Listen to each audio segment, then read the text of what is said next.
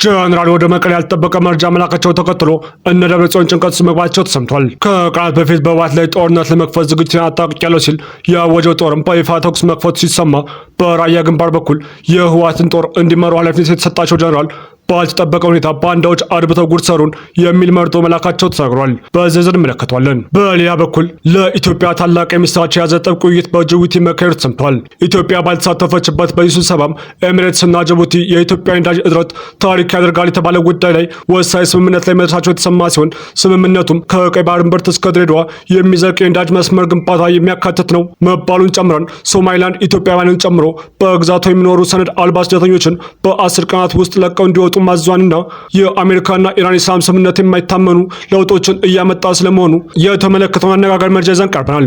ሰላም ጤና ይስጥልን ውድ ፋስት ዴይሊ ተከታታዮች፣ የቻናል ቤተሰብ ካልናችሁ ቻናሉን ሰብስክራይብ ያደርጋችሁ ቤተሰብ ሁኑ እያል የቻናሉ ቤተሰብ ካልናችሁ ደግሞ ተደራሻችን ታሰፉ ዘንድ ፕሮግራሙን ላይክና ሼር ታርጉ እየጋበዝን እስከ ፍጻሜ አብራችሁን ቆዩ። በአፋርና አማራ ክልል ሁለት ግንባሮች ከፍቶ ጦሩን ወደፊት እያስጠጋ የሚገኘው ህወሓት ካልታሰበ አቅጣጫ ድንገተኛ ውጊያ የተከፈተበት ሲሆን ጦሩን የሚመሩት ከፍተኛ አዛዥም ጉዳዩን አስመልክቶ ወደ መቀሌ በላኩት ሪፖርት ባንዳዎች በድንገት ጉድ ሰሩ ሲሉም ያልተጠበቀ ኪሳራ ማስተናገዳቸውን አረጋግጠዋል። በአፋርና አማራ ክልል አዋሳኝ አቅራቢያ ጫርጫር ቢሶበር በተባለ አካባቢ የህወሓት ታጣቂዎች ራሳቸው የትግራይ ሰላም ኃይል ብለው ካደራጁት ኃይል ጋር ከትናንት ምሽት 12 ሰዓት ጀምሮ ከባድ የተኩስ ልውውጥ እያደረጉ መሆኑ የተሰማ ሲሆን በዚህም የተኩስ ልውውጥ እስካሁን ድረስ በተገኘ መረጃ በህወሓት ጦር ላይ ከበድ ያለ ኪሳራ መድረሱን ከትግራይ የመጡ መረጃዎች ያመለክታሉ። ይሄው ድንገተኛው የተቀሰቀሰውም በአፋር ነጻ ቀጠና ይዘው የትግራይ ሰላም ኃይል በሚል ስያሜ የተደራጀው ታጣቂ ኃይል በህወሓት ላይ የመጨረሻውን እርምጃ ለመውሰድ ዝግጅትን ያጠናቅቄያለሁ ብሎ ካወጀ ከጥቂት ቀናት በኋላ ሲሆን የጦሩ ዋና አዛዥ ብርጋዴር ጀነራል ገብረ እግዚአብሔር በየነ ወይም ወዲ አጥሩ ጦራቸው ለትግራይ ህዝብ ሰላም ለመስጠት እና ክልሉን ዳግም ለጦርነት ቀጠና ላለማድረግ በሚል እስካሁን ትዕግስት መርጦ መቆየቱን ጠቅሰው ነገር ግን አሁን በትግራይ ሁሉን ነገር ካልተቆጣጠርኩ የሚለው ቡድን የሰላም በሮችን ሁሉ ዘግቶ ሁሉንም ነገር ወደ ኃይል በመግፋቱ ራሱ በመረጠው መንገድ ሂዶ በኃይል እንዲወገድ ለማድረግ ዝግጅታቸው መጨረሳቸውና በቅርቡም በሁሉም አቅጣጫ የተቀናጀ ዘመቻ ሊታወጅ እንደሚችል አሳስበው ነበር። ጀነራሉ ከፌዴራል መንግስቱ ጋር በጋራ እየሰሩ መሆናቸውና የህወሓትን መወገድ ተከትሎም ትግራይን ለመረከብ በአዲስ አበባ ከተዋቀረውና በእነ ጀነራል ጻድቃን ገብረትንሳኤና ጌታቸው ረዳ የሚመራውን ትብብር እንደሚደግፉ መናገራቸው የሚታወስ ነው። ራሱ የትግራይ ሰላም ኃይል ብሎ የሚጠራውና በአብዛኛው የሚቀድሙ የህወሓትን ታጣቂዎች ይዞ የሚንቀሳቀሰው ታጣቂ ቡድን ብዛት ያላቸው አዳዲስ ሰልጣኞችን አስመርቋል። የትግራይ የሰላም ኃይል ከፍተኛ ቁጥር ያላቸው አዳዲስ ሰልጣኞችን ማስመረቁንም አስመልክቶ በቅርቡ በማህበራዊ ሚዲያ ገጹም ይፋ ማድረጉ የሚታወስ ነው።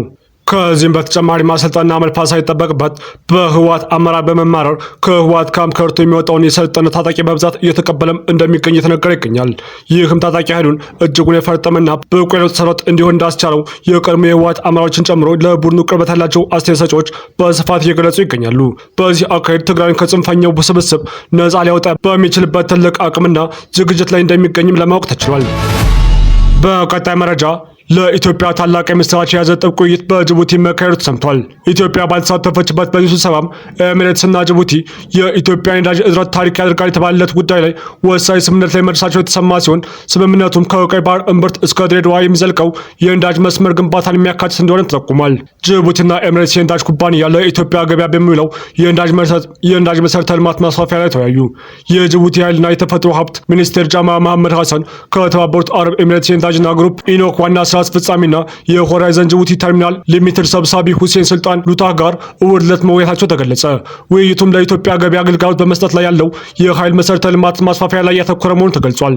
ከጅቡቲ ኃይል ሚኒስቴር የተገኘው መረጃ እንደሚያሳየው በስብሰባው ላይ የዱራሌክ የነዳጅ ተርሚናል ስራ አፈጻጸም እንዲሁም ወደ ኢትዮጵያ ለሚላኩ የነዳጅ ምርቶች ለማስተናገድ የማከማቸትና የማጓጓዝ አቅምን ለመጨመር ያለመ ፕሮጀክት ላይ ግምገማ ተደርጓል። እንደ ሚኒስትሩ መግለጫም ውይይቶቹ ከጅቡቲ ወደ ኢትዮጵያ ገበያ ለሚጓጓዙ የነዳጅ ምርቶች በዱራሌ ነዳጅ ተርሚናል ላይ የታየውን ጠንካራ የመጫን ተግባራ የተመለከተ ሲሆን ከዚህም በተጨማሪም የባቡር መሰረተ ልማቶችን ከነዳጅ ዲፖዎች ጋር ማጋኘት፣ ተጨማሪ ነዳጅና የፈሳሽ ጋዝ ማከማቻ ተቋማትን መገንባትና ነባሩን የባህር ላይ ተርሚናል ምሰሶ ማስረዘም በሚቻልባቸው እቅዶች ላይ ትኩረት ተደርጓል። ይህ ውይይት የተካሄደው በኢትዮጵያና በጅቡቲ መካከል በኃይል በሎጂስቲክስና በኤክስፖርት መሰረተ ልማት ትብብር ዙሪያ ተከታታይ ውይይቶች ከተደረጉ ባሉበት ወቅት ነው። ባሳለፍነው ግንቦት ወር የጅቡቲው ፕሬዝዳንት እስማኤል ኡመር ጌሌ ከኢትዮጵያ ኢንቨስትመንት ሆልዲንግ ዋና ስራ አስፈጻሚ ብሩክ ታዬ ጋር በሁለቱ ሀገራት መካከል በሚደረጉ የነዳጅ የጋዝ ኮሪደር ፕሮጀክቶች ላይ መወያየታቸውን አዲስ ስታንዳርድ መዘገቡ ይታወሳል።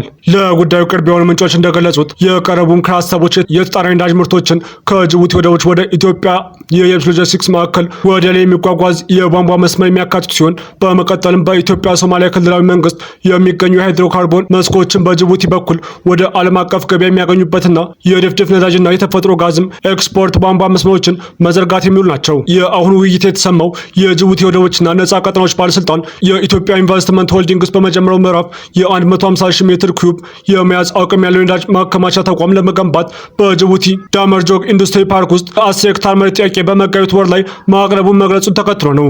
የጅቡቲው ሚኒስትርም ጃማ መሐመድ ሐሰን ለቀረቡት ፕሮጀክቶች የአዋጭነት ጥናቶች እንዲቀርቡ የጠየቁ ሲሆን ፕሮጀክቶቹንም ለመተግበር መንግስታቸው ያለውን ድጋፍ አረጋግጠዋል። ሚኒስትሩም እጅግ ከፍተኛ ጠቀሜታ ላላቸው ስላሏቸው ለእነዚህ ፕሮጀክቶችም ያላቸውን አጋርነት ገልጸዋል። እነዚህ ፕሮጀክቶች በሶማሌ ክልል በዳንጎቴ ግሩፕ ድጋፍ የሚገነባውን የኢትዮጵያ የማዳበሪያና የፔትሮኬሚካል ኮምፕሌክስ ማስፋፊያን ተከትሎ የመጡ ሲሆን ባለስልጣናትም በቅርቡ በዚህ ፕሮጀክት ላይ የሚደረገው ኢንቨስትመንት መጀመሪያ ከነበረው 2.5 ቢሊዮን ዶላር ወደ 4 ቢሊዮን ዶላር ማደጉን ማስታወቃቸው ይታወሳል። የተሻሻለው እቅድ ከካሉብ ጋዝ መስክ ጋር የተገናኘ የጋዝ ማጓጓዣ መሰረተ ልማትን ያጠቃልላል። እንደ ሚኒስትሩ ገለጻ ሁለቱ ወገኖች የቡድን ስብሰባ ያጠናቀቁት ግልጽና ገንቢ ውይይቶችን መደረጋቸውን በመጥቀስ ፕሮጀክቶችን ወደፊት ለማስቀጠል ቁርጠኛ መሆናቸውን በመግለጽ ነው። በተነሱ ጉዳዮች ላይም የሀሳብ መቀጣጠል ማሳየታቸውን ገልጸዋል። በስብሰባው ላይ የጅቡቲ የኃይል ሚኒስትር እና የጅቡቲ ዓለም አቀፍ የሃይድሮካርቦን ኩባንያ ከፍተኛ የስራ ኃላፊዎች ተገኝተዋል። በቀጣይ መረጃ የሶማሊላንድ ባለስልጣናት ኢትዮጵያውያንን የመናውያንና ሌሎችን ሕጋዊ ሰነድ የሌላቸው ዜጎችን በ10 ቀናት ውስጥ ከግዛቱን ለቀው እንዲወጡ አዘዋል። ባለስልጣናት እርምጃው የሶማሊላንድ ከፍተኛ ዓለም አቀፍ ትኩረትና ኢንቨስትመንት ለመሳብ ስለምትፈልግ የደህንነትና የኢሚግሬሽን ቁጥጥርን ለማጠናከር ያለመ ነውም ብለዋል። የሶማሊላንድ ባለስልጣናት የደህንነት ስጋቶችና የኢሚግሬሽን ቁጥጥርን ማጠናከር አስፈላጊነትን በመጥቀስ ሕጋዊ ሰነድ የሌላቸው የውጭ ሀገር ዜጎች በ10 ቀናት ውስጥ ግዛቱን ለቀው እንዲወጡ አዘዋል። ይህንን ማሳሰቢያ የሰጡት የሶማሊላንድ የሀገር ውስጥ ጉዳዮችና የደህንነት ሚኒስትር ዴኤታ አብዱራሺድ መሐመድ አህመድ ሲሆኑ የደህንነት ኤጀንሲው ሕጋዊ ሰነድ ሳይኖራቸው በሶማሊላንድ ውስጥ የሚኖሩ ግለሰቦች እንዲለዩና እንዲባረሩ መመሪያ እንደተሰጣቸውም ተናግረዋል። ሶማሊላንድ እየጨመረ የመጣውን ዓለም አቀፍ ትኩረት እያገኘችና እየጨመረ የመጣ የባለሀብቶችን ፍላጎት እየሳበ መሆኑን የገለጹት ሚኒስትር ዴኤታው ስለሆነም የሀገር ውስጥ መንግስታቸው ቅድሚያ የሚሰጣቸው አጀንዳ መሆናቸውን ተናግረዋል። ዛሬ ሶማሊላንድ የበለጠ እውቅናና ትኩረት አግኝታለች።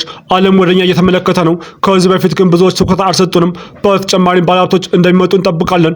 እኛም ደህንነታችንን መጠበቅ አለብን ያሉት ሚኒስትሩ የትዕዛዙ አፈጻጸም በደህንነት ተቋማት ብቻ እንደሚከናወንና በህዝብ አባላት እንዳልሆነ አጽንኦት ሰጥተው ተናግረዋል።